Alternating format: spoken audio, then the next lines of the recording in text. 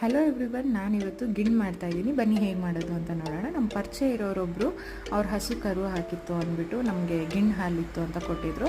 So ನಾನೀಗ ಜಾಸ್ತಿ ingredients ಏನೂ ಯೂಸ್ ಮಾಡ್ತಾಯಿಲ್ಲ, ಬರೀ 2 ಇಂಗ್ರೀಡಿಯೆಂಟ್ಸ್ ಯೂಸ್ ಮಾಡ್ತಾ ಇರೋದು. ಗಿಣ್ ಹಾಲಿಗೆ ಬೆಲ್ಲನ ಕುಟ್ಬಿಟ್ಟು ಅದರಲ್ಲಿ ಹಾಕಿ ಕರಗಿಸ್ಕೊಂಡು ಅದೇ ಹಾಲನ್ನು ಸ್ಟ್ರೈನ್ ಮಾಡಿ ಇಟ್ಕೊಂಡಿದ್ದೀನಿ.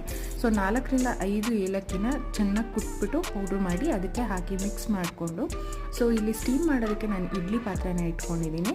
ಕೆಳಗೆ ಒಂದು ಸ್ಟ್ಯಾಂಡ್ ಇಟ್ಬಿಟ್ಟು ಏನು ಮಿಕ್ಸ್ ಮಾಡಿ ಇಟ್ಕೊಂಡಿದ್ದೆ ಆ ಪಾತ್ರೆನ ಇಟ್ಬಿಟ್ಟು ಅದ್ರ ಮೇಲೆ ಫಾಯಿಲ್ ಪೇಪರಿಂದ ಕ್ಲೋಸ್ ಮಾಡಿ ಮತ್ತು ನಾನೊಂದು ಪ್ಲೇಟ್ನ ಇಟ್ಟಿದ್ದೀನಿ.